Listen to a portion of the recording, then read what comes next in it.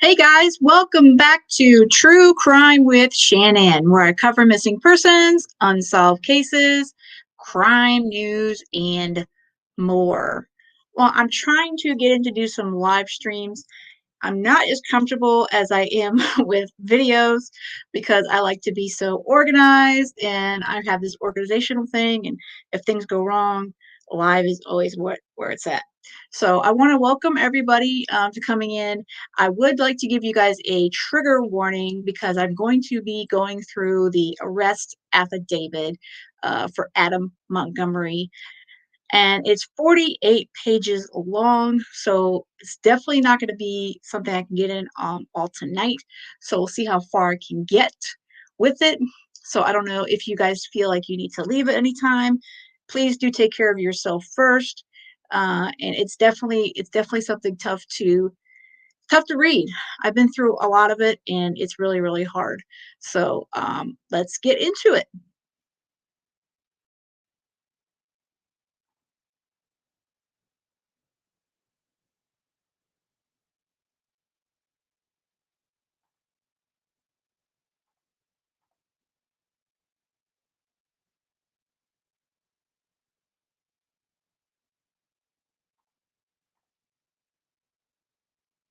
All right. Hopefully you guys can see my screen. Let me actually check it on my phone. Like I said, this is all new stuff for me.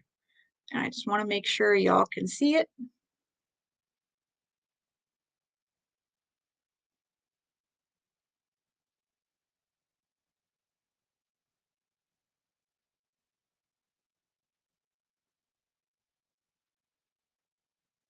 Oh, looks like it's not showing up. Hang on one second.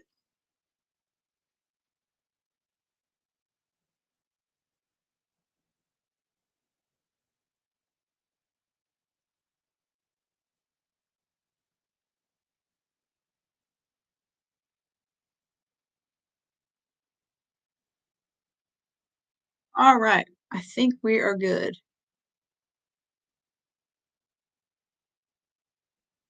Guys, let me know if you can see my screen. There we go. All right. So this is the arrest affidavit for for Adam Montgomery. Again, it says it's 54 pages, but it's really like 48 pages. But it's still very, very long. I'm not going to go through too much of the beginning. We'll kind of sift through it because it's just kind of introducing the document, and it lists the detective on here, the case number, the arrest warrant. It was filed by Detective John Dunleavy and against Adam Montgomery, aka Teardrop. And these are his charges. He's got second-degree murder, tampering with witnesses and informants, falsifying physical evidence, and abuse of a corpse. And let's see, it was signed by the judge. Looks like Brian T. Tucker. And we sift right down through here. The probable cause, all this stuff here. You got to kind of repeat some of this stuff.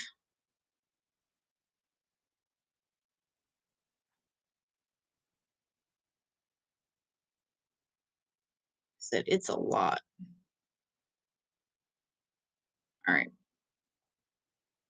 All right, now here is where the detective introduces himself, like his qualifications and what have you.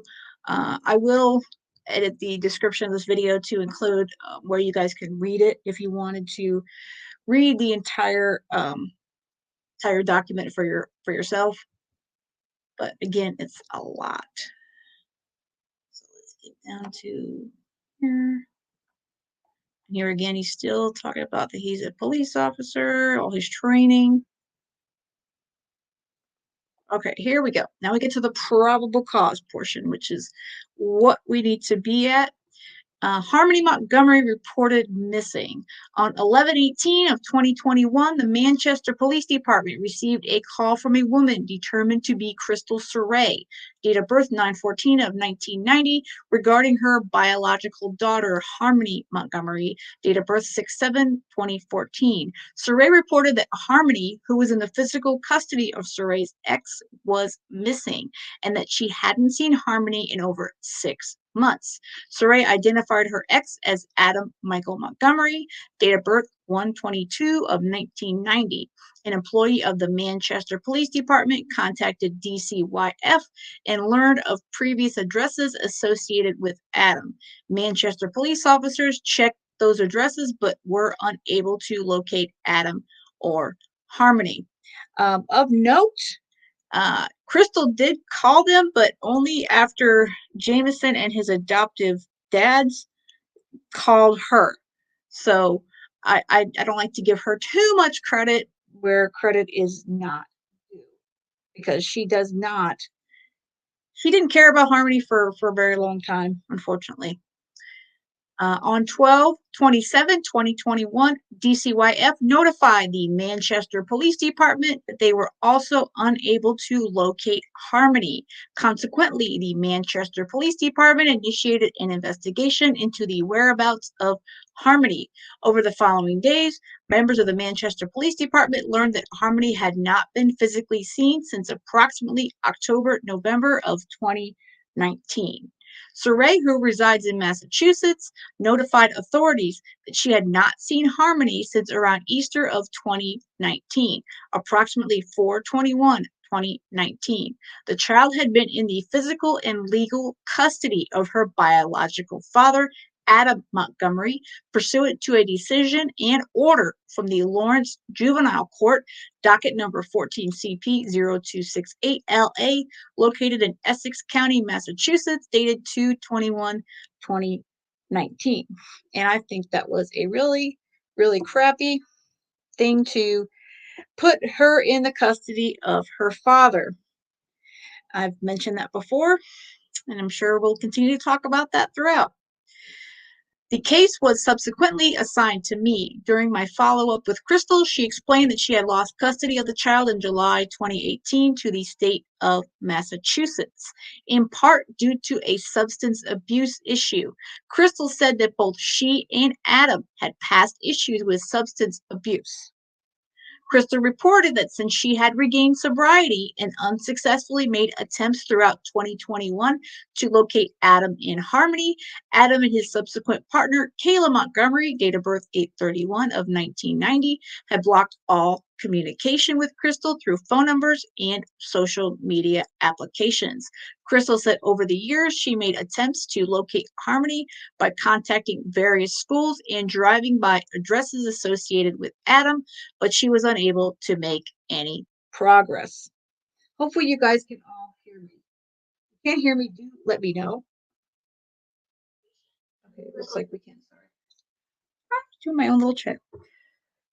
Okay, moving along. Crystal said she believed she last physically saw Harmony during a FaceTime video call with Adam around Easter 2019. Crystal said that Adam was visible in the background of the video call. Crystal recalled that Harmony seemed frightened. Yeah, Crystal, she didn't want to be there, and nobody cared about that at all. Beginning on 12/27 of 2021, members of the Manchester Police Department actively made attempts to track down Adam and to talk to involved family members to establish the last time that Harmony was physically observed and known to be safe. Officers and investigators were initially unable to make contact with Adam via phone. However, investigators were able to make contact with various family members, including parties associated with Adam who reside in Florida. Through those family members, investigators received information that Adam had previously admitted to giving Harmony a black eye in approximately July 2019. Yeah, he's a quality guy, and we've all known that by now. All right, here we go. The first interview with Kayla Montgomery. On 12/28/2021, I spoke with Adam's wife, Kayla Montgomery. Kayla shares three younger children with Adam who are all presently accounted for. During my follow up with Kayla, I asked about the last time she had physically seen Harmony. Kayla said that sometime in November or December of 2019, she saw Harmony one morning prior to going to work. Adam said that he was driving Harmony back to Crystal, who was living in Massachusetts at the time. Kayla said that she believed Harmony had been returned to Crystal. Kayla claimed she never saw or heard about Harmony after that day. And of course, that was the story we had for a very long time. That was all that Kayla told authorities was, I don't really know. She was gone. He brought her back to her mom. All right, here we go. Kayla had not physically seen Adam since late October 2021 and had not spoken with him since around mid November of 2021. Kayla claimed Adam was living in a sober house and had then left the area to live in Maine with another female. First contact with Adam Montgomery. On 12/31/2021, patrol officers were able to make contact with Adam and his new girlfriend, Kelsey Small, living together sleeping in a vehicle on the area of Harvell Street in Manchester. Investigators, including myself, Detective Kozwak, and Detective Riley, responded to that location to speak with the couple. Small claimed that she had been romantically involved with Adam for over a year. Small said she was aware that Adam had three children from one mother and another child from before that. However, Small said that Adam was not in touch with any child from his prior relationship. Small claimed that Adam had never talked about Harmony and that she had no information on where she may be. I actually do believe that Kelsey really had no idea. Yeah, and sadly, of course, she would eventually overdose. And I don't even know if that was completely due to her hand. I wonder about that, but I doubt we're going to get much further on that. During our interaction with Adam, we stressed our concern that Harmony had not been physically observed in over 2 years and that we had concern for whether or not she was still alive. Adam did not exhibit much emotion or reaction to this. Yeah, Adam, tears rock, he doesn't seem to care about anybody else but himself. That's been proven time and time again. Further interview with Kayla Montgomery. Also on 12/31/2021, Kayla Montgomery participated in a voluntary interview with Detective Riley and myself. During this interview, she spoke about the last time she saw Harmony.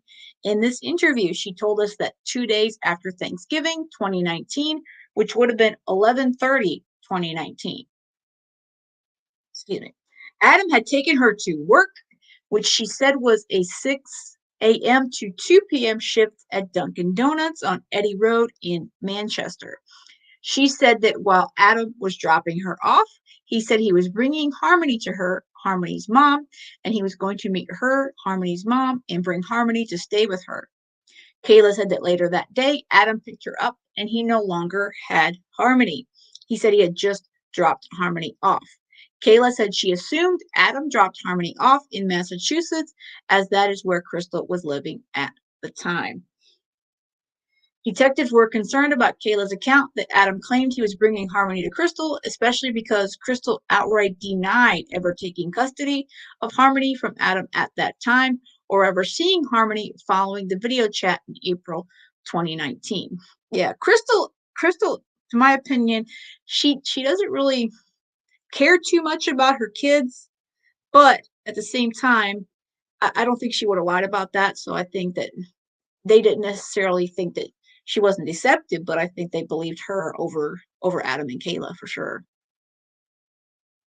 The investigation revealed that in November 2019, Crystal lived at 39 Chapel Street, number 3 in Lowell, Massachusetts, with her boyfriend, Joseph Eckert, date of birth 12/17/1989. On 12/31/2021, Joseph was interviewed and he confirmed he was living with Crystal in 2019 and Harmony was not with Crystal at all from October 2019 to present. In fact, Joseph stated that he had never met Harmony in person. A review of DCYF involvements indicated that social workers had not viewed Harmony since 10/1/2019 during a home visit with Adam Montgomery in New Hampshire. Yeah, that's That's really not acceptable. There's no reason why they shouldn't have checked on this little girl. And then, of course, they're going to use the excuse of, oh, March 2020 is when the pandemic hit. I call bull on that one for sure. I hate it when DCYF and CPS just like to throw their excuses out on why they let another child slip through the cracks. It's awful. There's no excuse for it. Not only have family members not seen Harmony since 2019, DCYF contacted the Manchester School District on 9/10/2021. A representative from the school district stated that Harmony was not registered in the district. Family court order relocating and protective supervision of Harmony Montgomery. On 12/31/2021, the Ninth Circuit Family Division, Manchester, granted protective supervision of Harmony to DCYF from Adam via a juvenile abuse/neglect ex parte order. At the time of the order, Adam had been Harmony's sole custodian. The order stated specifically that Adam was ordered to cooperate with the Manchester Police Department and assist with locating Harmony. Yeah, he could care less who told him to help find his daughter. Detective Riley served Adam with that order on the afternoon of 12/31/2021 at approximately 16:10 hours. However, Adam refused to provide any information on the whereabouts of Harmony. When handed the order by detectives and told that he had to provide information on Harmony's whereabouts, Adam said, quote, either arrest me or I'm leaving, unquote, and refused to answer additional questions. Yeah, he's a big man, isn't he? Big man lingering over his 5-year-old baby girl.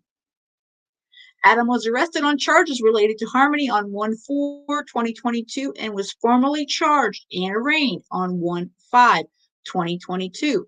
These charges consist of second-degree assault for an incident in July of 2019, interference with custody, and 2 charges of endangering the welfare of a child.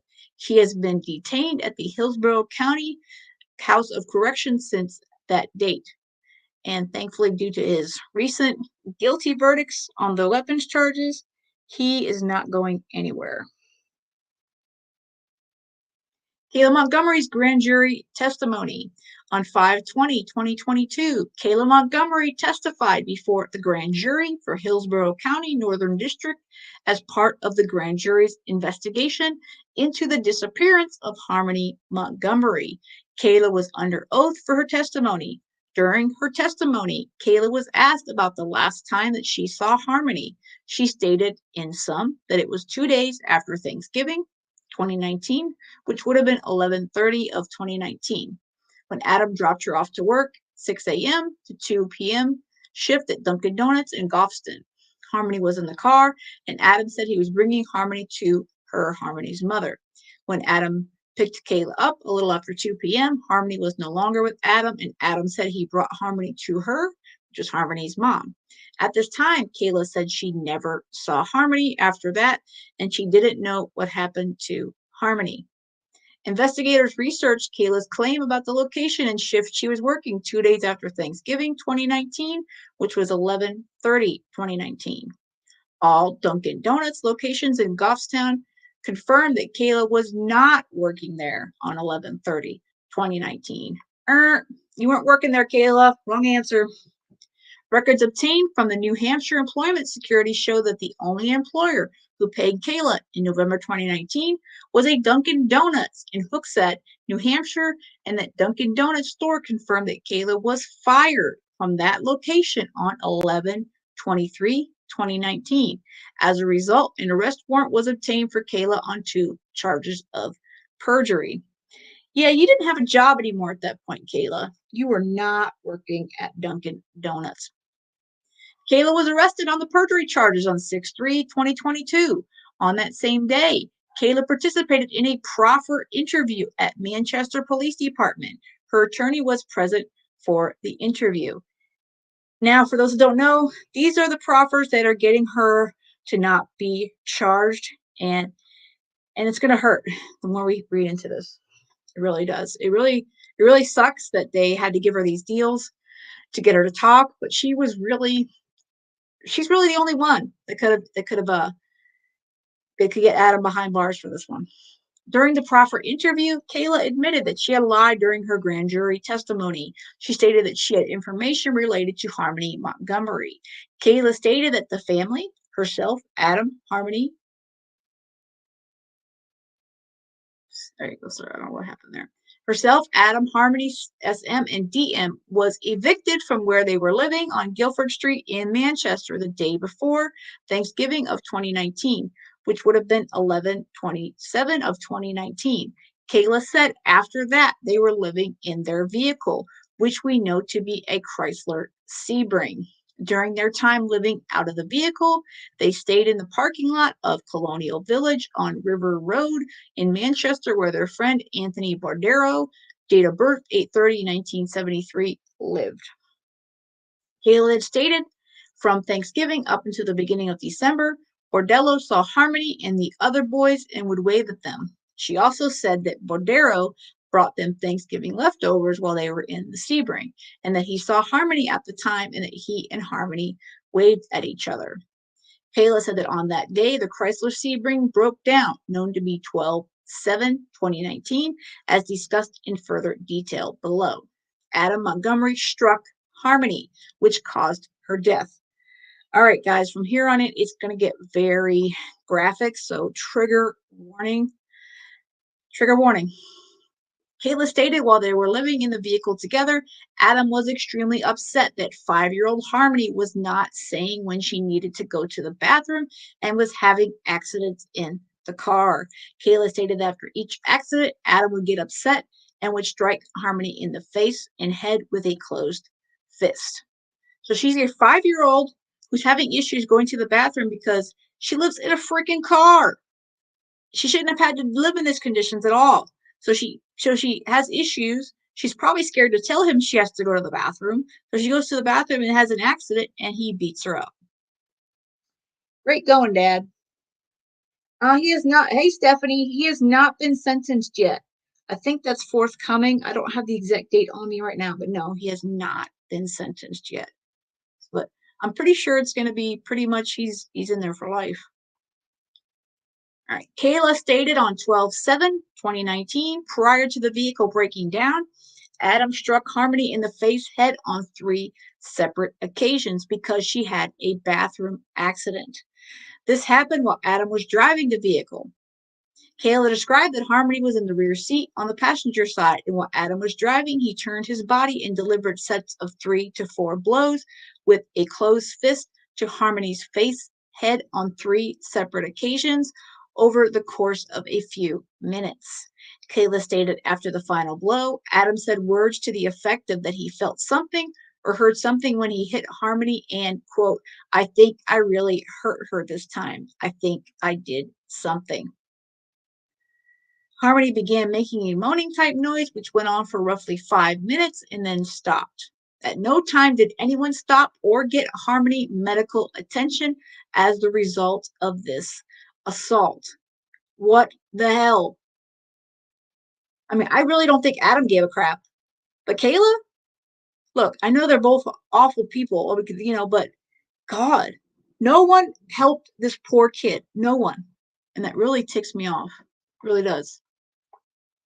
Kayla said this happened in the morning while the family was on their way to the Burger King on Route 3 in Manchester.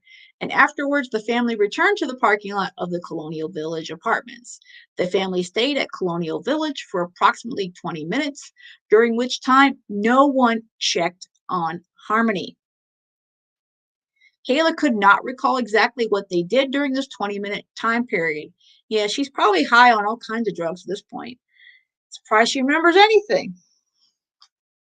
Kayla said that after approximately 20 minutes, the family left the Colonial Village apartments, and shortly thereafter, their car broke down. Kayla said she thought the car died at probably 8 or 9 a.m. According to Manchester Police Department records, the car was broken down in the intersection of Elm Street and Webster Street at approximately 12:11 p.m. on 12/7/2019. Kayla said it was at that time that she and Adam discovered that Harmony was not breathing and was deceased. I tell you, the more I read this, it gets my blood boiling, guys, and I'm sure you guys are the same way. Ugh.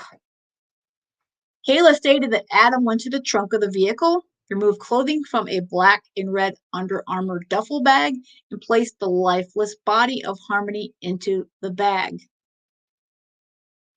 Kayla stated at no point did either of them have any conversation about getting any type of life saving measures for Harmony, and that Adam simply put Harmony's dead body into the bag and walked it back to the parking lot of the Colonial Village apartments.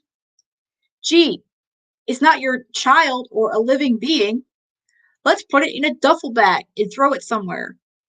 Man, these people, I tell you what, I was starting to have a very small, minuscule feeling bad for Kayla after the weapons charges. I have zero left for her after reading this affidavit, guys. Zero. And it gets worse and worse and worse. And thank God, you know, I thank God, that she's been gone and she's in a better place. But as far as nobody loved this poor child except for her little brother, Jameson, and his adoptive father and his partner wanted to adopt her. And it sickens me to the core that Adam wanted to keep her, and all he did was beat her up and kill her. It's just sickening. It's truly sickening. Kayla indicated that once back at Colonial Village, Cordero drove them from the apartment complex back to their vehicle to collect their belongings before the vehicle was towed. Kayla said that Cordero then allowed them to stay in his Audi, parked in the parking lot for 2 or 3 days over the weekend. For those curious, there are pictures of the vehicle, sadly, that Harmony passed away in, and one of them's on the thumbnail, and I have some more, so I know that the police have used it. They have evidence. I'm sure it's going to come up at trial. Kayla stated that while they were staying in Bordero's Audi after Harmony's death, Adam was keeping the bag with Harmony's body inside of the trunk of the vehicle, but also would leave it out on the snow to stop the decomposition of the body from happening. Anthony Bordero's grand jury testimony. On 3/21/2022, Anthony Bordero testified before the grand jury for Hillsborough County Northern District as part of the grand jury's investigation into the disappearance of Harmony Montgomery. During his testimony, Bordero stated that after the Montgomery family was evicted, he allowed them to stay in his car, an Audi, for 2 days. He said he believed it was the weekend immediately after Thanksgiving, which would have been approximately 11:30 and 12/1/2019. And he testified that he brought Thanksgiving leftovers to their car for them to eat. Bordero testified that he did not see Harmony in the Audi, that it was only Adam, Kayla, and the 2 younger boys, SM and DM. Notice that's completely different than what Kayla said. Bordero testified that he never bothered to ask where Harmony was. Cordero testified that the only 2 times he ever saw Harmony were back in August and September of 2019.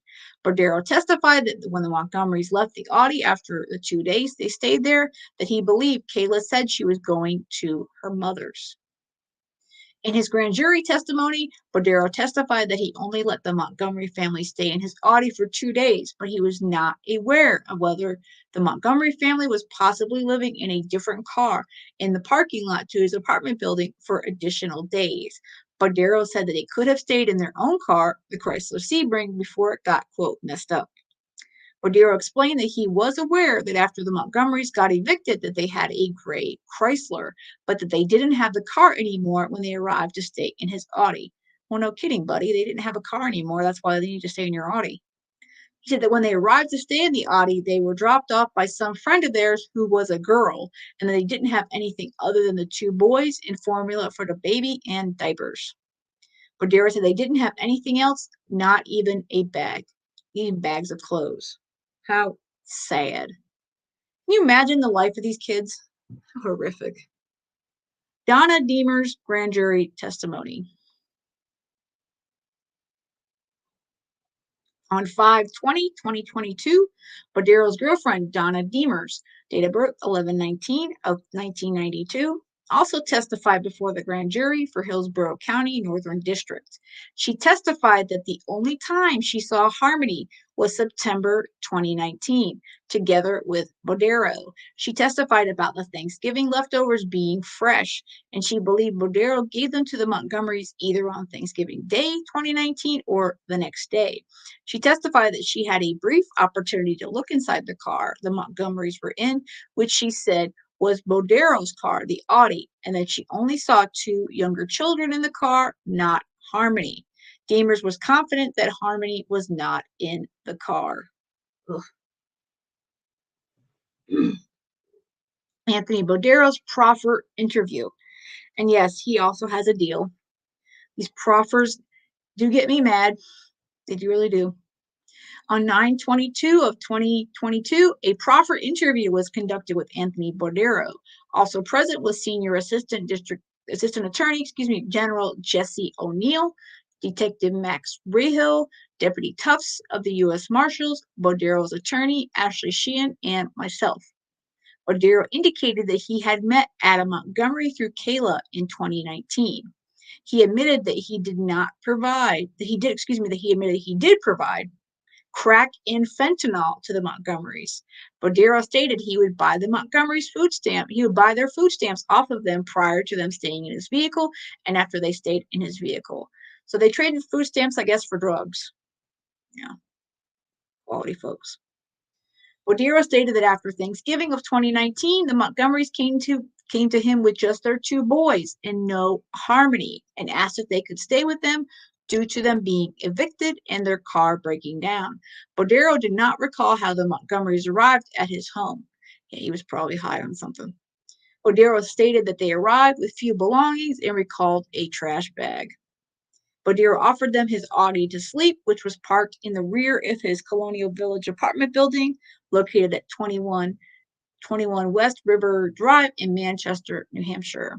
Bodero was unclear on the timing, at first saying it was the weekend after Thanksgiving, 11:30 to 12:01, but then when confronted with information that the Montgomerys still had their own car at that point, agreed that it may have been the following weekend, 12/8 to 12/7 to 12/8.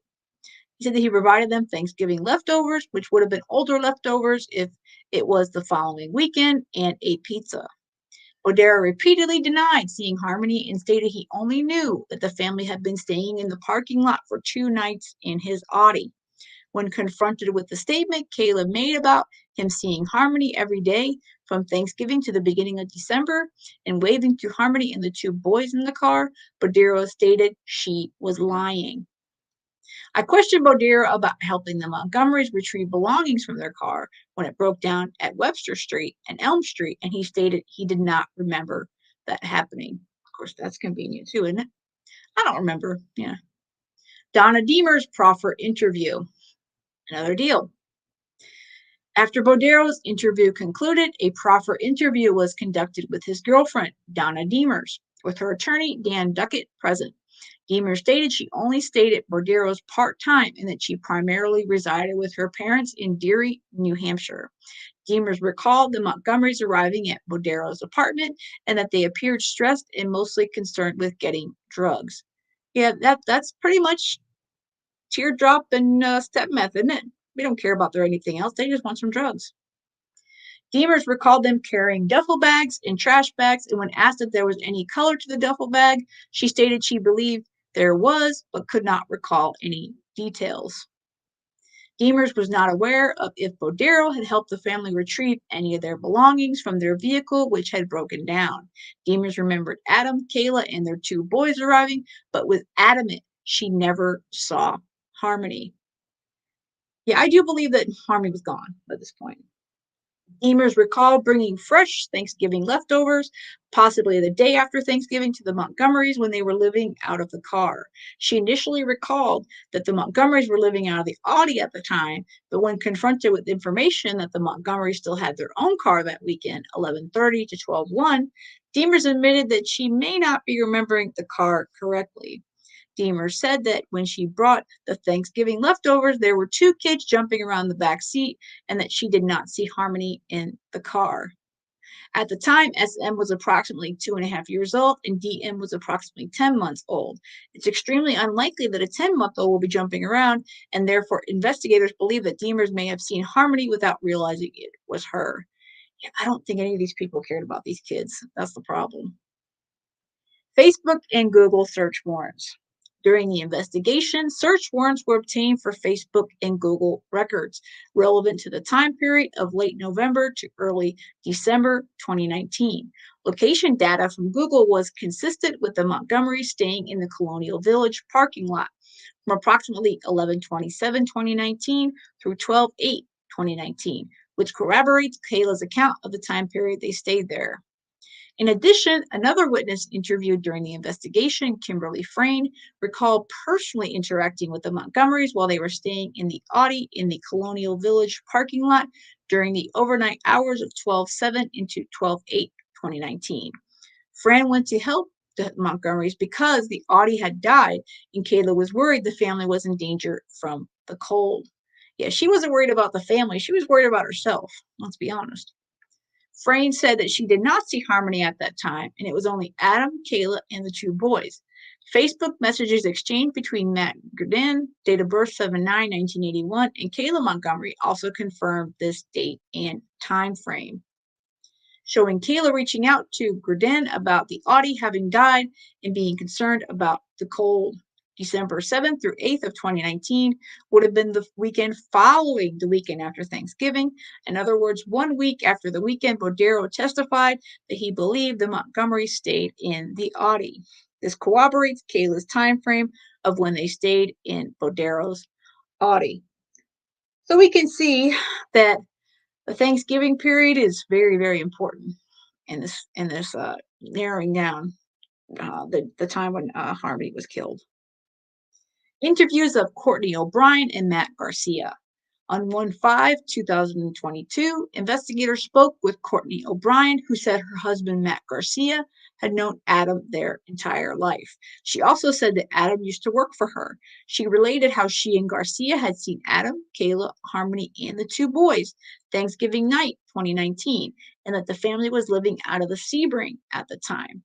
O'Brien also recalled a conversation she had with Adam sometime between approximately December 2019 in January 2020, during which Adam said Harmony was with her mom, Crystal, and that it happened really fast, and that Harmony wouldn't stop peeing her pants, and she was better off with her mom. Yeah, because God forbid he has to deal with a child who pees her pants. Adam cannot be inconvenienced at all. On 1/5/2022, investigators also spoke with Matt Garcia separately from Courtney O'Brien. Garcia explained that he and Adam met when Garcia was 14 years old. He considered Adam to be a friend. Garcia said the only time he saw Harmony was on Thanksgiving 2019 when Adam, Kayla, and the kids were living in a car. Garcia told investigators about a phone call he had with Adam on 12/31/2021, which was after news broke that Harmony was missing. Garcia said he asked Adam about the news regarding Harmony, and Adam said he had talked to police that morning. Adam told Garcia he didn't know why the police were bothering him and that he gave Harmony back to her mother after Garcia had seen her on Thanksgiving.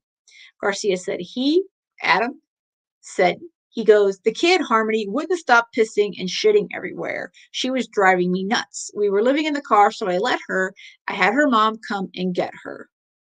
Well, that would have been better than, granted, living with Crystal wouldn't have been great either, but come on, Adam.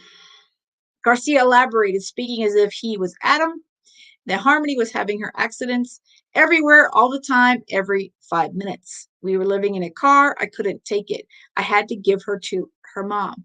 Well, she's 5 years old. She was 5 years old. The fact that she was having to live in a car and you were constantly beating the crap out of her because she had accidents, she was scared to death of you. God, I mean, what do you expect? This poor kid was terrified. She barely knew you. The courts gave you custody of her, which was insane. You should have let her go, Adam. You should have let her go with an adoptive family, period. All right.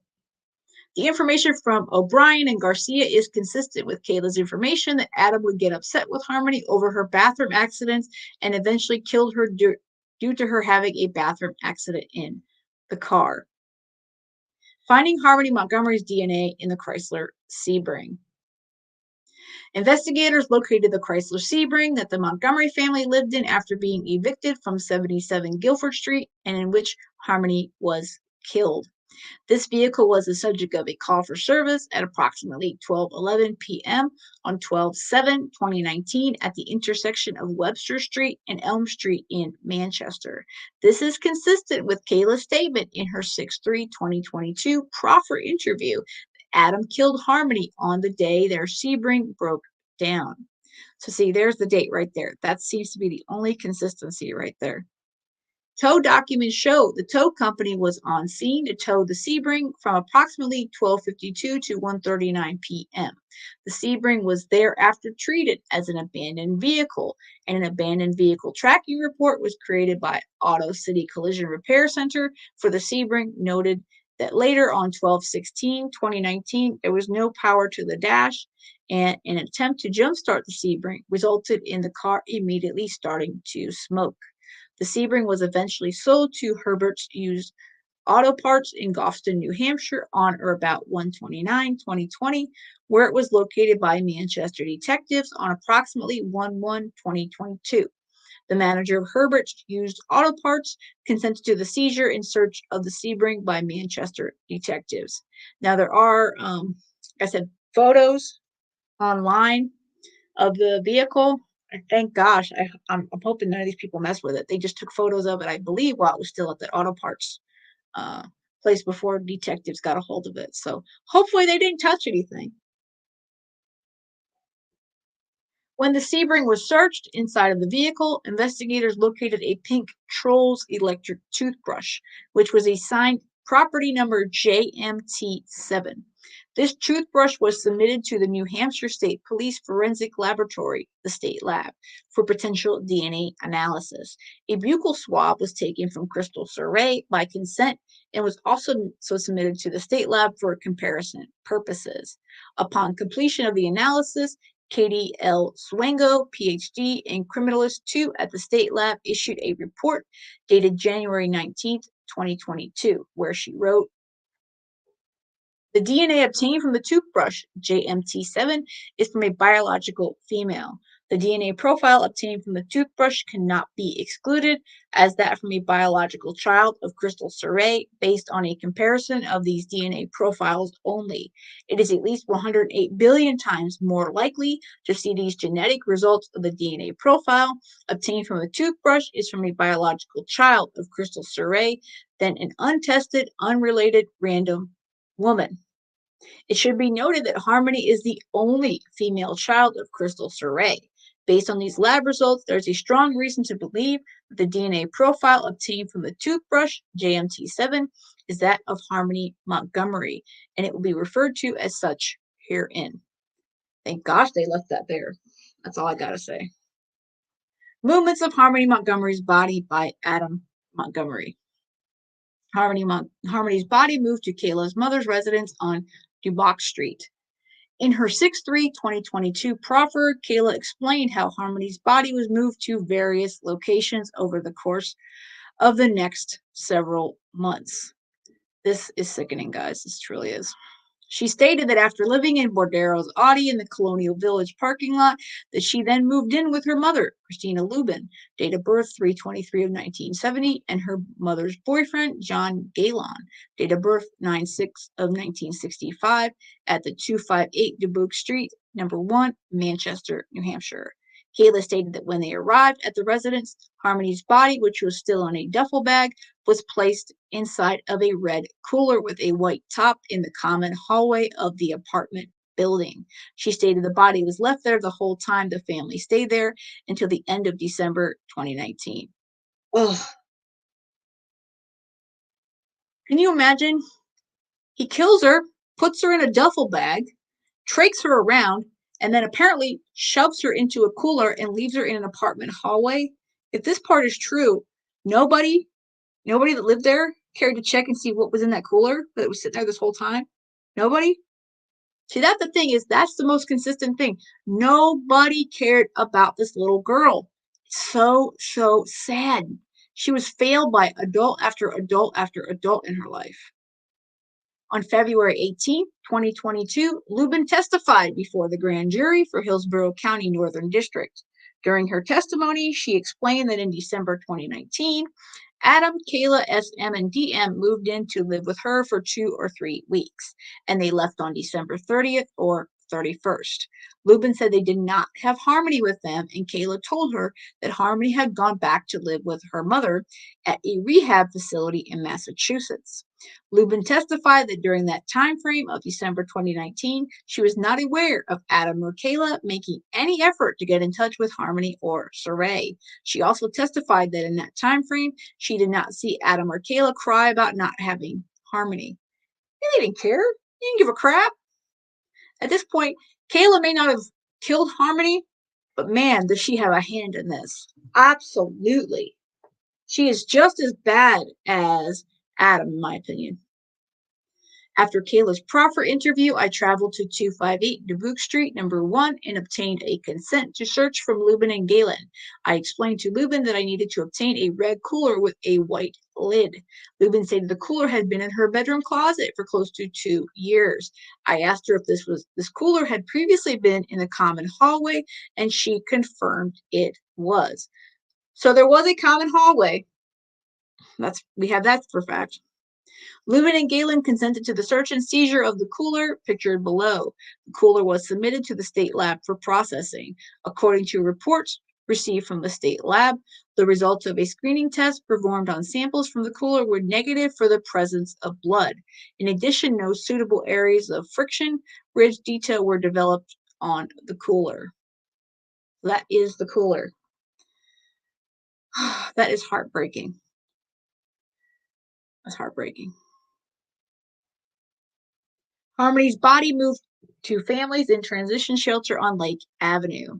Law enforcement previously knew, and Kayla confirmed in her 6/3/2022 proffer interview, that after leaving her mother's house, the family, Adam, Kayla, SM, and DM, moved into a families in transition fit shelter at 177 Lake Avenue number 1, Manchester, New Hampshire. This was approximately 12:30 of 2019. In her proffer interview, Kayla said that the Under Armour bag with Harmony's body was brought to the fit shelter as well. Yeah, Adam just trucked it around like it was part of their luggage.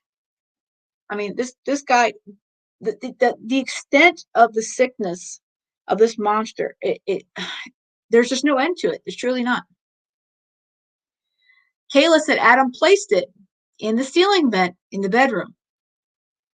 Kayla stated that during this time, there was liquid coming from the bag containing Harmony's dead body, and there was an odor.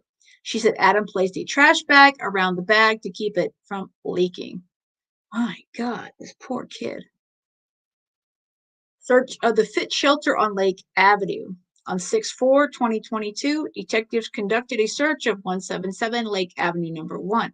During the search of the apartment, detectives located a ceiling vent in the bedroom pictured below. So there would be the ceiling vent right here. Detectives removed the vent in order to check the top side of the ceiling sheetrock. There, next to the opening for the ceiling vent, detectives located a large area of staining. This area is directly next to the ceiling vent where Kayla Montgomery described that Adam Montgomery put Harmony's deceased body in the Under Armour bag. Detectives noted that this area had a smell consistent with decomposition. The photo below was taken by a detective who was standing up in the ceiling vent hole after the vent was removed. The area of staining is circled. Oh, wow. A large section of the ceiling sheetrock was removed and seized, which included the stain, metal framing, and the hole for the ceiling vent. The ceiling vent itself was also seized. The photo below shows the area of sheetrock and metal framing that was seized. The area of staining is again circled. So this is all evidence they took back with them to the lab. Forensic testing of the ceiling section from the fit shelter on Lake Avenue. Yeah, it's sick, isn't it, Stephanie? It's totally sick. The lengths that Teardrop went to is just, I have zero compassion either for Kayla at this point either, but he is a monster, and that's not even as much of a word. I don't even know what else to call him. The most I can think of is a monster. The ceiling sheetrock with the metal framing attached together with the vent were submitted to the state lab for serology, DNA, and latent friction fingerprint processing. In a report dated 6/10/2022, Martin S. Orwilez, and I'm sure I'm saying this guy's name wrong. Sorry, guys. Criminalist 1 at the state lab wrote that 13 areas of friction ridge detail were developed, 6 on the metal framing attached to the sheetrock, and 7 on the metal vent itself. In a report dated 7/6/2022, criminalist Orridge noted that not all of the areas of friction ridge detail were sufficient to be identifiable, and some of the areas contained multiple impressions. And all the criminalists noted and analyzed 10 identifiable impressions, 9 from the metal vent and 1 from the metal framing. Criminologist Orwitz matched all 9 of the identifiable impressions from the metal vent to Adam Montgomery, 3 to his left middle finger, 2 to his left little finger, 1 to his left ring and middle fingers, simultaneously fingers impression, 1 to his left index finger, 1 to his right index finger, and 1 to his left palm. Both Adam and Kayla Montgomery were excluded from the impression from the metal framing, so that impression was subsequently searched through multiple automated biometric identification system (ABIS) databases. As a result, the impression from the metal framing was identified as the left little ring, middle, and index simultaneous fingers impressions of Yard v. Lujano Mondrag, and I'm butchering this guy's name, sorry. Investigators were also able to confirm that an individual named Yared was a drywall installer who worked on the 177 Lake Avenue building. So at this point, no one would be up there but the installer or anybody working on something.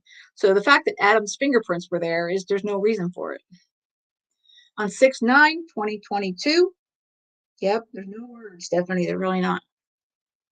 On 6/9/2022, the state lab confirmed that serology testing on the ceiling section produced several positive samples for human fluids. The state lab attempted DNA analysis on the ceiling section, but it was not successful due to what has been explained to me as the presence of potential inhibitors, which prevented further analysis. 2 samples were cut from the area of staining and 1 from the framing, and they were sent to DNA Labs International in Florida, as was Harmony's DNA profile, as obtained from the toothbrush in the Sebring, Crystal Surrey's DNA profile, as obtained via consent, and Adam Montgomery's DNA profile, as obtained via a search warrant. When tested, one of the samples from the stain and the sample from the metal framing had an insufficient amount of DNA, and no further analysis was performed. The other sample from the stain indicated a mixture of at least 2 individuals with at least 1 male contributor. Due to the complex nature of the mixed DNA profile, it was inconclusive for comparison purposes. Subsequently, the decision was made to send the entire ceiling section to DNA Labs International, with the exception that seeing the section analysis there would be able to identify the best areas for testing. Prior to sending the ceiling section, the metal framing was removed. When the metal framing was removed, darker staining was observed under some of the metal framing pieces. This staining appeared to have emanated, I'm sorry, I'm saying that wrong, from the area of staining that was first observed, as if the cause of the first area of staining had also wicked beneath the bordering metal framing. The darker staining was thick in some areas and had a texture, and it had a scent consistent with decomposition. This makes me think of when Letitia killed Gannon, how the blood just seeped all the way into the concrete. I mean, body fluids just keep going. In addition, looking at the bottom of the metal framing that was touching the darker staining, it appeared as if the darker staining had adhered to the metal framing as well. The two pictures below show the darker staining under the metal framing. The first picture shows a large part of the original ceiling section that was seized. The area of staining that was first observed is circled, and the locations where the original two samples were cut can be seen in the circle. The dark staining discovered under the metal framing runs horizontally from the top of the circled area. The second picture shows a closer view of the dark staining. The texture can be observed, as can the apparent transfer of the stain onto the metal framing. Wow. Yeah, that's pretty obvious. Wow.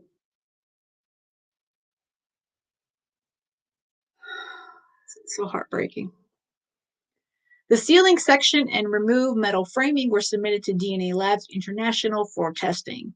On 8/4/2022, forensic DNA analyst Alan Ackroyd Isolis of DNA Labs International issued a report of the analysis of the sealing sheetrock. The report notes that two samples were collected from the sheetrock, which were then combined into one sample. The DNA profile obtained from the sample indicated at least one female contributor and was interpreted as two contributors. The report noted the DNA profile obtained from the sample is approximately 4.1 billion times more probable if the sample originated from Harmony Montgomery and an unknown person than if it originated from two unknown persons. This analysis provides very strong support for the proposition that Harmony Montgomery is a contributor to the DNA profile obtained from the sample. So that's 4.1 billion times more probable. That's a high number. The report also notes limited support for the proposition that Crystal Surrey and Adam Montgomery are not contributors to the DNA profile obtained from the sample. Further testing was performed on the sealing sheetrock. In a report dated 9/14/2022, forensic DNA analysis Ackroyd Isolis noted that another sample was taken from the sheetrock, which indicated a mixture of at least two individuals. Harmony Montgomery, Crystal Surrey, and Adam Montgomery could not be ruled out as possible contributors to the mixed DNA profile. The report noted the DNA profile obtained from the sample is approximately 1.1 trillion times more probable if the sample originated from Harmony Montgomery than one unknown person than if it originated from two unknown persons. This analysis provides very strong support for the proposition that Harmony Montgomery is a contributor to the DNA profile obtained from the sample. The DNA profile obtained from the sample is approximately 1.5 times more probable if the sample originated from Crystal Surrey and one unknown person than if it originated from two unknown persons. Therefore, the strength of support for either proposition could not be determined as the likelihood ratio is uninformative. The DNA profile obtained from the sample is approximately 69 times more probable if the sample originated from two unknown persons than if it originated from Adam Montgomery and one unknown person. This analysis provides limited support for the proposition that Adam Montgomery is not a contributor to the DNA profile obtained from the sample. Testing was also performed on two of the metal framing pieces. One of the metal framing pieces had insufficient amount of DNA and no further analysis was performed. A sample from the other metal framing piece provided a DNA profile of at least one contributor. Harmony Montgomery could not be ruled out as a possible contributor to the profile. Crystal Surrey and Adam Montgomery were excluded as contributors to the profile. The DNA profile obtained from the sample is approximately 1.4 trillion times more probable if the sample originated from Harmony Montgomery than if it originated from an unknown person. Yeah, these numbers are telling. They really are. On 6/23/2022, Kayla participated in a second proffer interview. During her 6/23/2022 proffer interview, she described a time when a maintenance worker came to check the vent in their unit at the Fit Shelter, apartment number 1, after a complaint from another resident who Kayla identified as Paula from apartment 5. Kayla said that once people at Fit started saying they could smell something, Adam took the Under Armour bag containing Harmony's body, which was inside of a trash bag from the ceiling, put it all inside of another trash bag, and then replaced it in the ceiling. God. Kayla said that once maintenance was called to check the vent, Adam put the trash bag's Under Armour bag, Harmony's body, into the closet. Kayla then stated when the maintenance checked the vent, they said it must have been a dead animal or something because they didn't see anything up there. The lengths that he'll go. Truly. Paula was identified as Paula Maldonado Febres, the date of birth 3/11/1998. On 12/28/2022, I spoke with her via telephone. She stated that Adam, Kayla, and their 2 kids moved into the Fit shelter about 2 to 3 weeks after she moved in.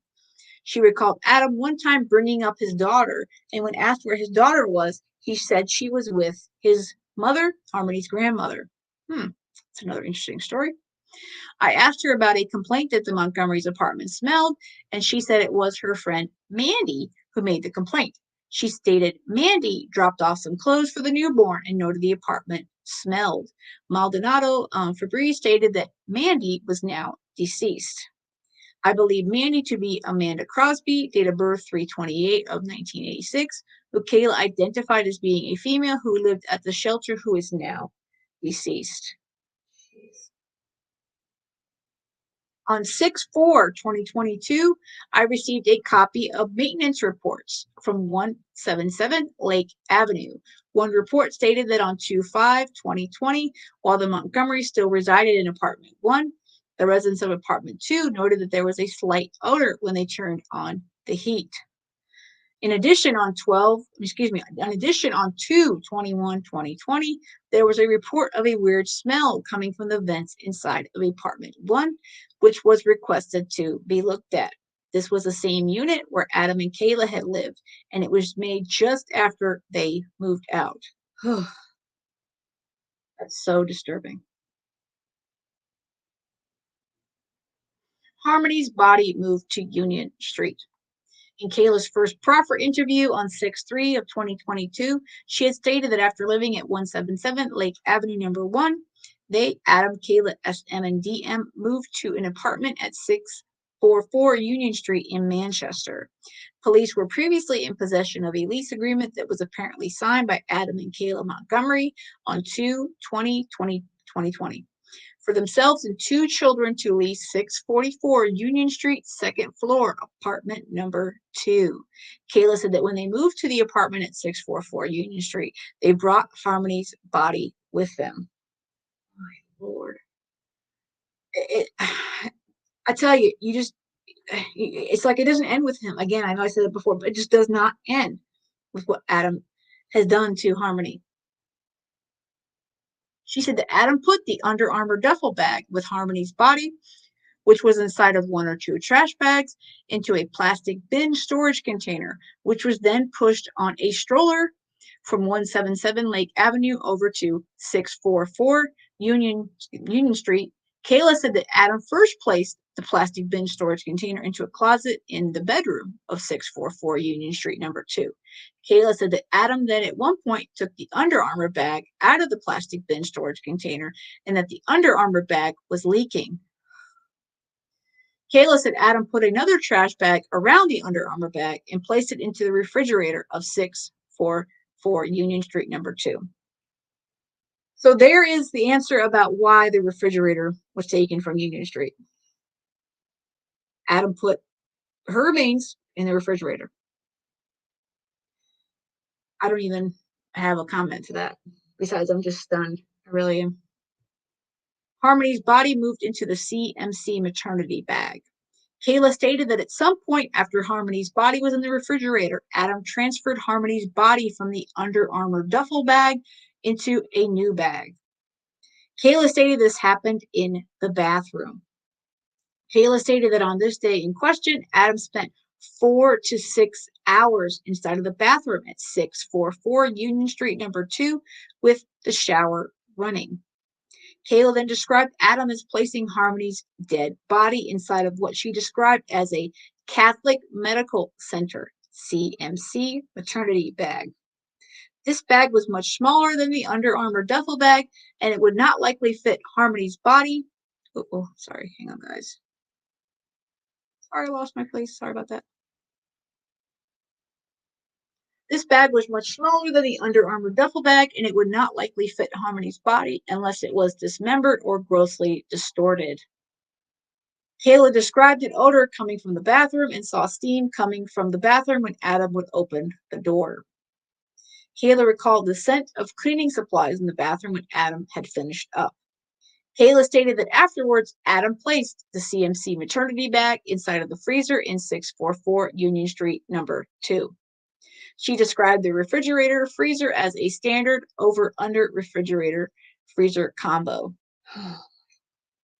And yes, he cared more about dealing with her. He really did. After Kayla's first proffer interview, investigators obtained an Explorer CMC maternity bag that they suspected might be the same as the one in which Harmony's body had been placed. During Kayla's second proffer interview on 6/23/2022, she identified the bag shown below as being the same style as the CMC maternity bag into which Harmony's body was placed. My Lord, can you imagine? This is like a duffel bag that you could go to the store, to the market, or put papers and maybe some notepads in, and they put Harmony's body in it. Adam did. The sickness is beyond me. I wow. In her second proffer interview, Kayla said that Adam actually transferred Harmony's body from the duffel bag to the CMC maternity bag while they were still at 177 Lake Avenue. She said this happened about a day or two after maintenance checked the vent in their unit, and that the bags with Harmony's body were in the closet during that 1 to 2 day time frame. Kayla said that Adam made the transfer to the CMC maternity bag in the bathroom of apartment number 1, zipped the CMC maternity bag shut, and then put it in the closet. Harmony's body moved to Portland Pie Company freezer on Elm Street.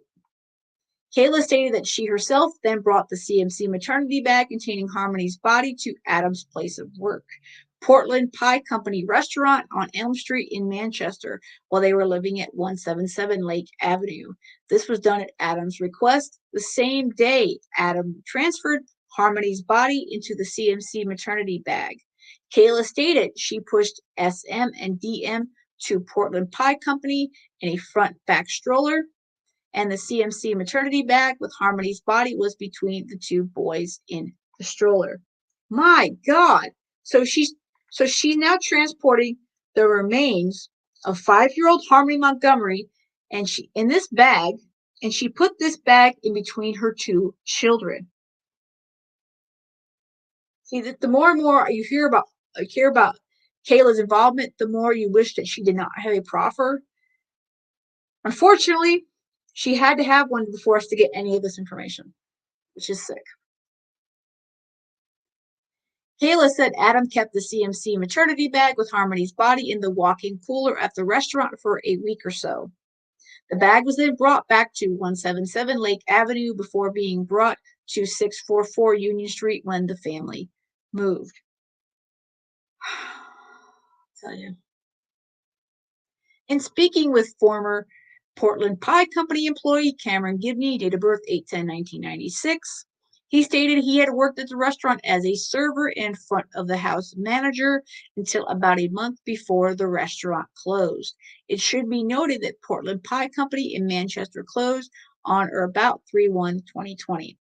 He recalled seeing the CMC bag in the cooler on a couple occasions on both the floor and shelf, but never questioned Montgomery about it since he knew he had children. Gee, because that's not unusual to have the bag in a freezer. Come on, man. Gibney described the bag as a tote with straps and stated it was possibly white with red or pink. Gibney confirmed he had seen Adam Montgomery and only him handling the bag and bringing it in. Can you imagine? That's not unusual, so you're not gonna question why this bag is in the freezer of this restaurant? I'm telling you, I said the more and more people you get into this, nobody did a damn thing. Nobody. On 8/23/2022, Gibney was shown a photograph of the CMC bag and confirmed that it was the same bag he had seen in the cooler. Former Portland Pie Company employee Emily Thompson, date of birth 3/17 of 1997, who worked as a delivery driver, was also vaguely recalled Adam tucking a bag into the cooler, but couldn't remember the details of it. It should be noted that Adam Montgomery worked at the restaurant as a dishwasher and cook between 1/14/2020 and 2/22 of 2020. He didn't work there that long, did he? These witnesses corroborate what Kayla stated about her bringing Harmony's body and the CMC maternity bag to Portland Pie Company and Adam keeping the bag in the cooler there. Harmony's body repackaged in the CMC maternity bag. Kayla also advised in the 6/23/2022 proffer that she was actually in the 644 Union Street number 2 bathroom when Adam took Harmony out of the CMC maternity bag. A photo of the bathroom follows for reference. This was taken recently and only for size layout purposes. The personal possessions in the photo belong to a different tenant and are not Adam and Kayla's. So this is the bathroom. It's really small. It's like the tub, like this toilet back here, shower, very, very small.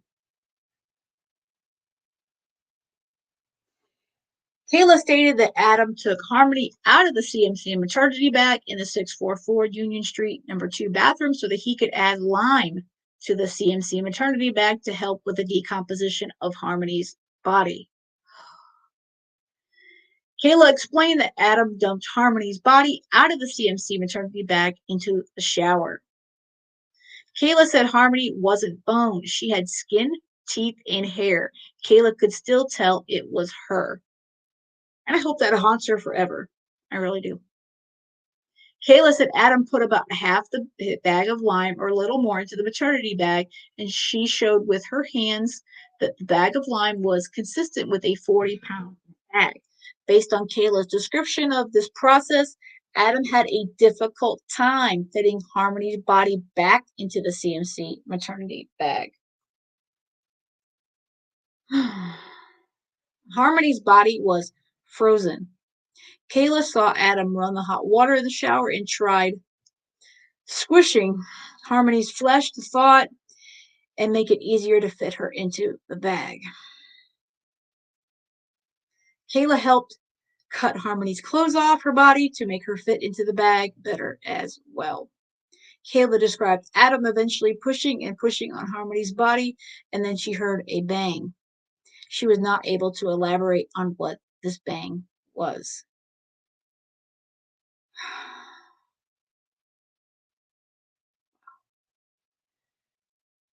Adam also banged the CMC maternity bag on the floor while zipping it.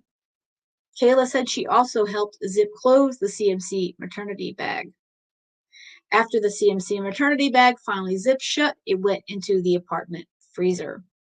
Adam then cleaned up the bathroom with ammonia. You know, I think that if they would have known the extent that Kayla was involved, all this, I don't think she would have gotten this proffer. I don't think so. I mean, she's got an amazing deal, and she doesn't deserve a lick of it, not even a little bit. She's almost as much of a monster as he is. Yeah, this is really awful, guys. It's really truly is. And this is my second time going through it, and it's still it's haunting. It truly is. On 6/30/2022, Detective Ray Hill received maintenance records from Dennis Clowder, who was the maintenance person back when Adam and Kayla lived at 644 Union Street. He is also the current maintenance worker. It should be noted that a service request was executed on 2/27/2020 at 644 Union Street number 2, where Adam and Kayla lived. The request reads snake tub and fix lever. The service request was 5 days after Adam's employment ended at Portland Pie Company. Can you imagine this poor man knowing all these facts now? Can't. U-Haul rented to dispose of Harmony's body. Kayla stated that Adam kept the CMC bag with Harmony's body inside of the freezer of 644 Union Street, number 2, until sometime during the spring of 2020. She wasn't sure if it was March or May 2020. When Adam rented a U-Haul and during the overnight hours made a trip to an unknown destination to dispose of Harmony's dead body. Kayla stated she did not know the location of where Adam dumped Harmony's body. Kayla stated that Adam returned in the morning hours, but she could not recall an exact time. So basically, he did it without her, so that she has no idea wherever these remaining, whatever's left of poor Harmony. It sounds like only Adam knows. Kayla stated that around the time that Adam disposed of Harmony's body, they stayed in the Econo Lodge or Comfort Inn in Manchester, New Hampshire. She said Adam brought the CMC maternity bag with Harmony's body to the hotel and placed it in the mini refrigerator in the room. Kayla said that they were accompanied by Travis Beach, date of birth 7/26 of 1984, and his girlfriend, who Kayla only knew as Brittany. Manchester police know Brittany to be a reference to a specific person, Brittany Bedard, date of birth 11/29 of 1990. Kayla recalled that Adam went to rent the U-Haul with either Travis, Brittany, or both.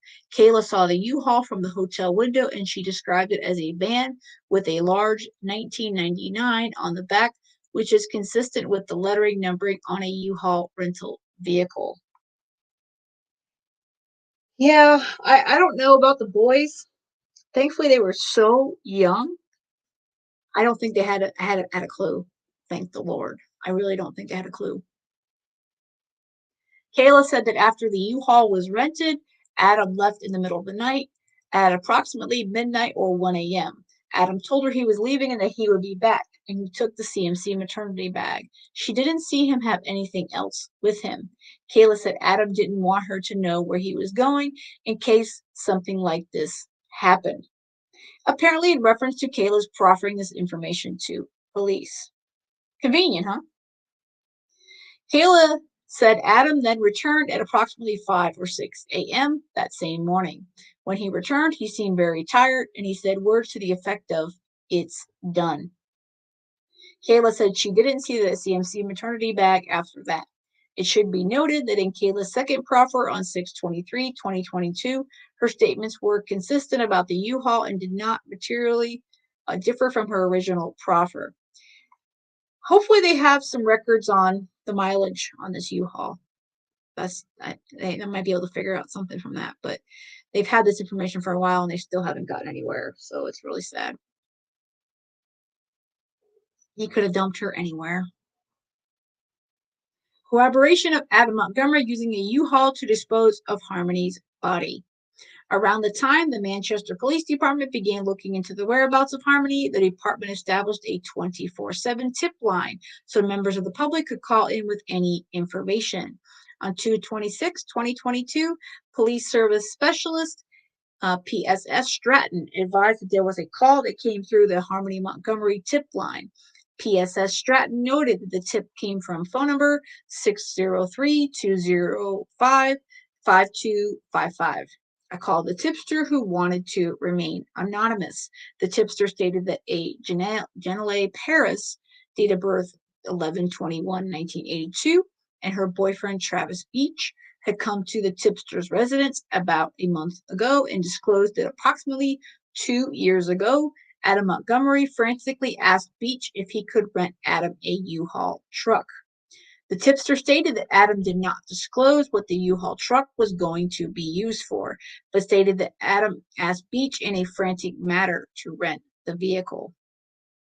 Detective Feliciano located Beach in Paris at 1361 Elm Street in the rear parking lot of the apartment building in their vehicle and attempted to interview Beach.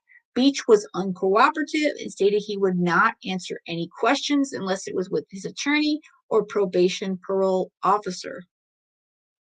On 3/9/2022, Deputy U.S. Marshal Tufts and I made contact with Beach at the Hillsborough County Probation and Parole Office. I asked Beach to tell us about Adam asking for a U-Haul. Beach stated he recalled it was around wintertime of 2019, early 2020.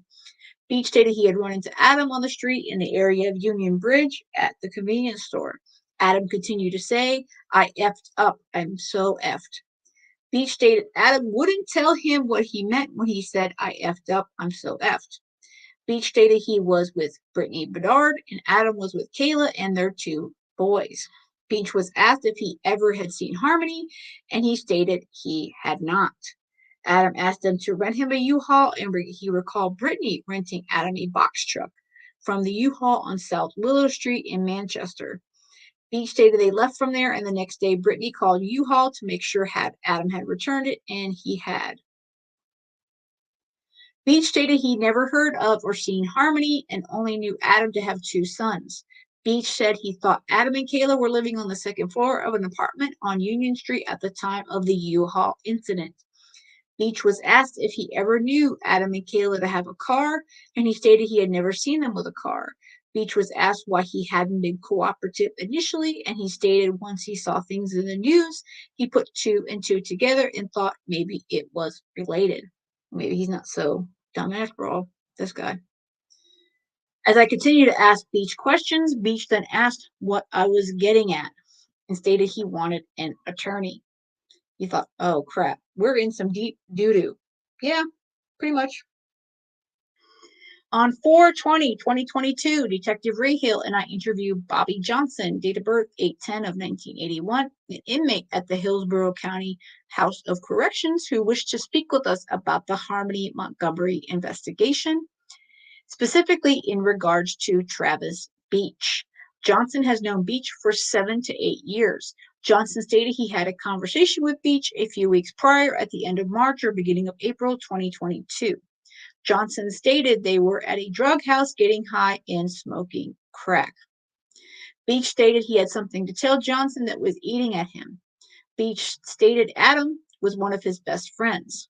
Johnson stated also present at the time was Beach's girlfriend, Jenna Paris.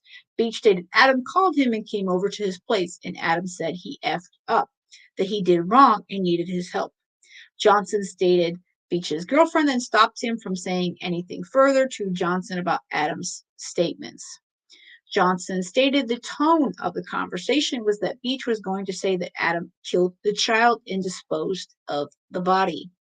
He stated Beach was saying Adam was asking him for a few days to help him get rid of stuff. Beach stated they drove around the county for the next few days getting rid of stuff.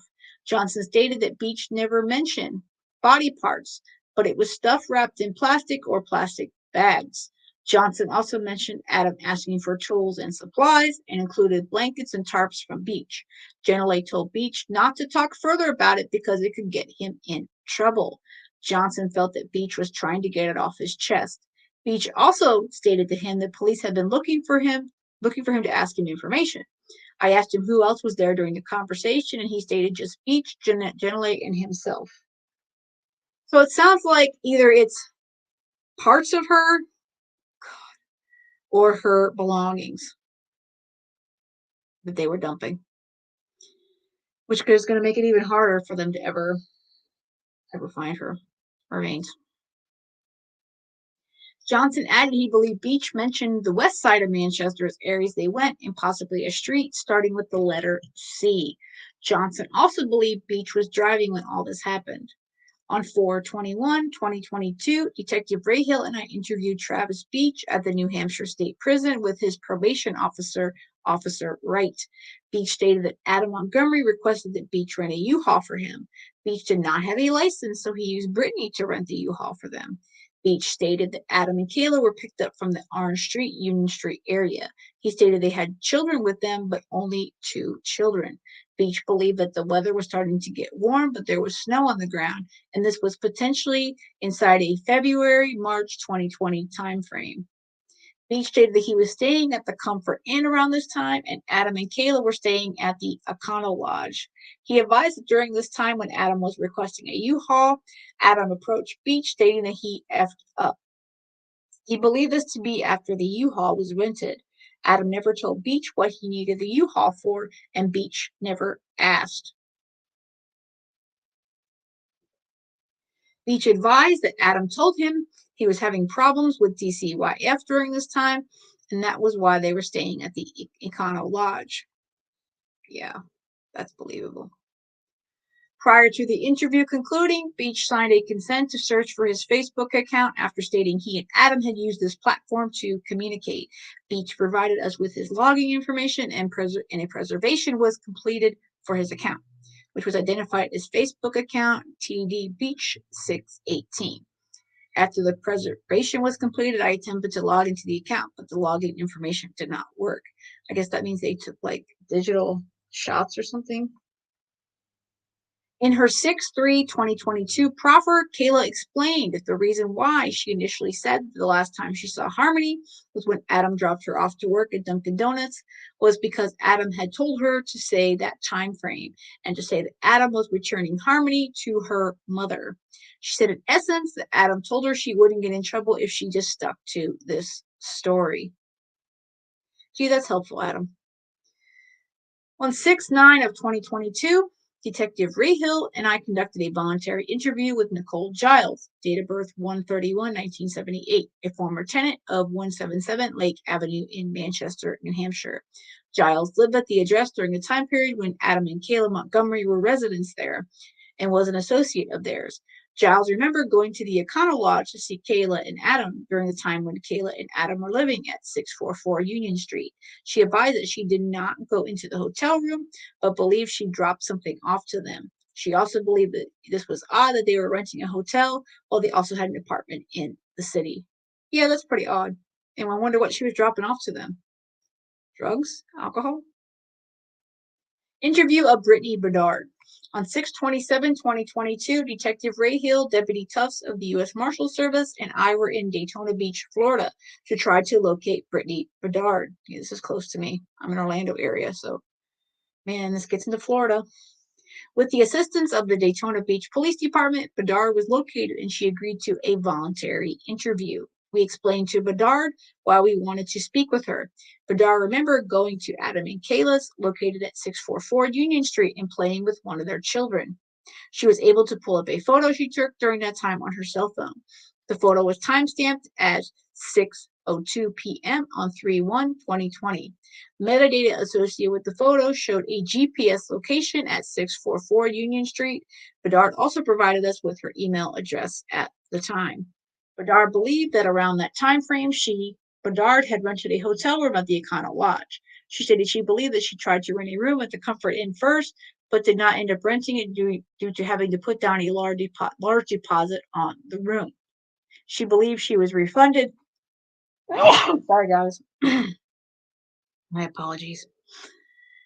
She believed that she was refunded for the room and that they went to the Econo Lodge to rent a room. Bedard stated that when they were at the Comfort Inn with Adam, Kayla, and their kids, she remembered seeing a CMC bag in between Kayla's two children in a stroller. That just visually, I just can't even imagine. Thank you. I didn't think we'd get through it, but we're almost done. I'm trying to get through this, guys. I'm trying to. And even the replay, you guys can check it out. Bedard remembers staying on the third or fourth floor at the Econo Lodge, facing the front parking lot in a room with one queen bed. Detective Rayhill was able to get the hotel information for Brittany Bedard from Econo Lodge, which showed she rented 2 hotel rooms for 2 nights, 3/3 and 3/4/2020, one being room 216 and the other being room 313. Detective Rayhill later went to the Econo Lodge and confirmed that room 313 was on the front parking lot side, south side, and had one queen bed. Room 216 was on the back parking lot side, north side, and had 2 queen beds.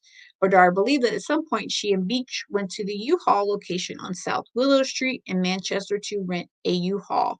She said that she was in a vehicle, possibly her mother's vehicle, and went into the U-Haul to help pay for the transaction. She believed the transaction was around $30. She claimed that she did not rent the U-Haul, due to her not having a valid license. She thought that a taller, skinny white male rented the U-Haul.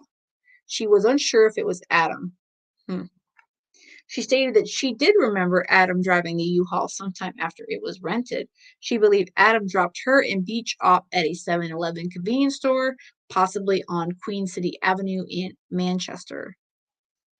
Bedard thought the rental was a smaller 10-foot box truck due to the fact that she had to sit on the ground between the driver and the front passenger. Bedard claimed that this was the only time she was in the U-Haul. Additionally, Bedard remembered the U-Haul being parked along the backside of the O'Connell Lodge along the building on the north side. Records regarding the U-Haul rental. On 6/30/2022, Detective Rahill received contract agreements for 2/29/2020, 2/35/2020 from Dan Galamet, who was the executive assistant at U-Haul. The contracts were specifically for 10-foot box trucks and vans due to the fact that Travis and Brittany believed the U-Haul that was rented to have been a box truck, and Caleb believed to had been a van. Detective Rahill was able to locate a rental that had the name Travis Beach as the additional contact. The rental began on 3/3/2020 at approximately 5:49 p.m. and ended the next day on 3/4/2020 at approximately 1:47 p.m. The rental was from the 515 South Willow Street location in Manchester. It was rented by Brandon Middleton, date of birth 2/14/1996. It should be noted that according to the Manchester Police Department's in-house information on file, I know that Middleton is reportedly 6 feet tall and approximately 175 pounds, which is consistent with the taller, skinny white male described by Bedard. The amount of people that just keep getting added in here is just baffling to me. The total rental mileage was approximately, here we go, 133 miles. The rental cost was approximately $32.49, with an additional charge of $104.74, which according to Gillette was never paid. Information from the U-Haul showed that the $32.49 was paid by a MasterCard having a partial number 514 ending in 1762. Yeah, I wonder if that's gas. The rental was cheap, and then they went 133 miles. No, they didn't fill it up. I used to work for car rental with Hertz, not with rental U-Hauls and stuff. And if you didn't fill up the car, man, the cost for the rental place to fill up the car is quite higher than if you were to go fill it up at the gas station. A subpoena was sent to PayPal on 7/20/2022 for Brittany Bedard's account information. On 7/27/2022, I received information from PayPal confirming the MasterCard used to rent the U-Haul was in fact Brittany Bedard's. Gillimet was able to provide me with the vehicle information for the above referenced U-Haul rented by Middleton. The vehicle was a 2019 GMC Savannah, Arizona registration, AJ78147, VIN. I'm not going to read that. The GMC Savannah is a cargo van, which is consistent with the vehicle described by Kayla. This vehicle is no longer in the custody of U-Haul and was since sold at auction on or about 5/14/2021. That's unfortunate. That may be part of the problem why they can't find it. Interview of Brendan Middleton. On 7/6/2022, Detective Davenport and I made contact with Brendan Middleton at his address in Manchester, New Hampshire. Prior to meeting, I spoke with Middleton on the phone and stated I needed to speak with him about a U-Haul. Middleton stated he had rented a U-Haul for a friend a while back. Middleton ultimately stated he had picked up Travis Beach and his girlfriend, who he later confirmed was Brittany Bedard, at the O'Connell Lodge in Manchester a couple years back at night when it was dark out. Middleton stated he drove them to the U-Haul on South Willow Street to rent a U-Haul because they said they needed to move furniture or something along those lines. Yeah, furniture. Beach and Bedard did not have IDs or a debit card, so Middleton helped them rent either a U-Haul van or a small box truck using his debit card, which he stated would be a Bank of America debit card. Middleton stated he then drove the U-Haul vehicle to the gas station next to the U-Haul, and Beach and Bedard drove his car and followed. Middleton stated from the gas station he was unsure of which one of them drove off with the U-Haul, where it was taken, or what it was used for. I asked Middleton how he would communicate with Beach, and he stated it would usually be through Facebook or text message. Travis Beach's Facebook records. Subsequently, I completed a search warrant for one of Beach's Facebook accounts and discovered communication about the U-Haul rental between Travis Beach and a deleted Facebook account, the 5803 account, which was known through this investigation to have been used by Adam Montgomery. Previously, a search warrant was obtained for the 5803 account, but according to Facebook, it had been deleted and no relevant content is available. However, multiple other individuals have identified Facebook messages they exchanged with the 5803 account as being messages they exchanged with Adam Montgomery. I find it strange that they don't have that in some kind of like database. I mean, Facebook seems to like to take everything.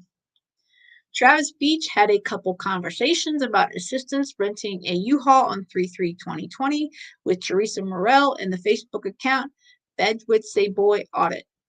Okay. At 11:21:36 Eastern Standard Time, Teresa Morell asked Travis if he was moving after he asked about the U-Haul. Beach stated, "No, Adam Montgomery is." On 3/2/2020 at 13:36:26 Eastern Standard Time, Beach stated to the 5803 account, "Her mom said a big fat no, sorry, Bubba." On 3/3/2020 at 9:11 and 58 Eastern Time, Beach messaged the 5803 account and stated, "Yo, we have her mass whip, call me ASAP." A short time later, they had a call that lasted approximately 2 minutes. Don't they have the greatest communication skills? Travis Beach also had a conversation with the Facebook account June Person, on 3/3/2020 at 19:07:07 Eastern Standard Time. Beach indicated that he was in room 313 at the Econo Lodge. This information is consistent with the rental and room number we obtained from the Econo Lodge. Below is a conversation from Beach's Facebook records between Beach and the 5803 account, here referred to as Adam, on 3/3/2020 into 3/4/2020. Adam, yo, Adam, if you are awake, call me. Adam, we need to talk. Travis, hey, we can use the U-Haul for like 10 minutes. And Adam missed a call from Travis. And then Travis missed a call from Adam. And Adam, no, what's up, bro? Hit me up. And you looks like we have a whole bunch of missed calls from 3:37 all the way to 3:49, 3:51. All right, 6:59. Then we have Travis at 12:16. Yo, please let me know when I could come by and grab my stuff, because we only have the car till 1:30, I think. Thank you, Bubba. 12:18, Adam missed a call from Travis. There are then calls, video chats between Adam and Travis, which are short. They are between 12:22:18 and 12:57:34 Eastern Standard Time. Travis, 14:47 Eastern Standard Time. Pro, what U-Haul did you drop it off at? Because he got a text saying the van was supposed to be back at 2, so please let me know what the F is going on. Travis, 14:47 ASAP. Adam, 1908. I dropped it off on a Willow, my word. Adam, 1908. Please don't message me stuff like this on Facebook again. Travis, 1933. Okay, my bad. Won't happen again, Bubba. 21:26. Travis missed a call from Adam. Adam, 21:27. Yo, bro, can you call me, please? I need to talk to you. It's important, very important. Please call me. Travis Beach's proffer interview. Another deal. On 8/9/2022, a proffer interview was conducted with Travis Beach with his attorney present. During the interview, he confirmed reconnecting with Adam and Kayla Montgomery at the Mall of New Hampshire in Manchester, New Hampshire. He stated that over approximately 1 week period, he and Brittany went over Adam and Kayla's apartment at 644 Union Street in Manchester to use drugs. Beach stated this was right before he turned himself into his probation officer on 3/5/2020. Gee, alas for all. Beach stated Adam asked him for help in person renting a U-Haul, and he and Brittany assisted in doing so. Beach confirmed the U-Haul was rented on South Willow Street in Manchester for Adam. Once the vehicle was rented, it was brought to the Econo Lodge by Beach and Brittany Bedard, where the keys were turned over to Adam. Beach denied driving the vehicle after the keys were turned over to Adam. Beach confirmed during the interview that he would communicate with Adam through Facebook Messenger. Massachusetts Department of Transportation records for U-Haul. On 7/20/2022, I received information from the Massachusetts Department of Transportation, MassDOT, regarding 3 toll violations, including the above referenced specific U-Haul van during the time it had been rented by Middleton. The 3 violations occurred at the following dates, times, locations: 3/4/2020, approximately 4:44 a.m., Tobin Bridge Local North, 3/4/2020, approximately 4:45:28 a.m., Tobin Bridge Local South, and 3/4/2020, approximately 5:25 a.m., Tobin Bridge Local North. These times on 3/4/2020 are consistent with the time frame described by Kayla as to when Adam was using the U-Haul to dispose of Harmony's body. The information from MassDOT included photographs taken at the times of the violations. The photographs for all 3 violations clearly show a U-Haul van with Arizona license plate AJ78147. Some of the photographs also show the windshield of the U-Haul from the front. However, in the photographs, it is not possible to identify any occupant within the U-Haul van or to even distinctively tell how many occupants there may have been. Employees from MassDOT have explained to me that the top half of these photos, which includes the windshield, is intentionally and automatically distorted for privacy reasons, and the original unblurred version of the photographs have been deleted. Ugh, that is frustrating for sure. Below are photographs from MassDOT of the front and back of the U-Haul van from the 5:25 a.m. toll violations. Well, it's dark anyway.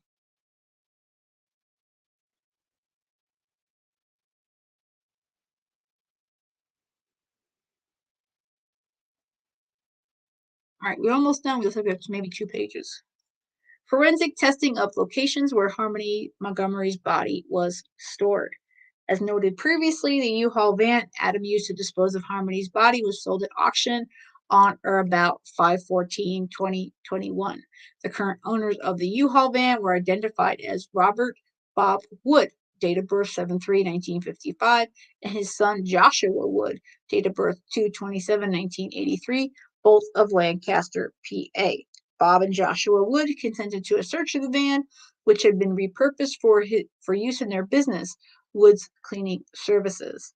On 9/11/2022, Manchester detectives traveled to Lancaster, PA to process the van. The van was processed with Blue Star, which is a chemical agent used to detect hemoglobin, a molecule present in blood, on surfaces where it may not be visible to the naked eye. When the van was processed with Blue Star, there appeared to be reaction on the right side of the interior step on the driver's side, a faint reaction on the passenger side floorboard, and 2 reactions approximately halfway up the back of the passenger seat, along the side of the seat closest to the door. Each of these areas was swabbed, and the swabs are pending further forensic testing. I am so glad they found this van. On 6/14/2022, 644 Union Street number 2, Manchester, New Hampshire, was searched in pursuant to a search warrant. Of course, we all remember this.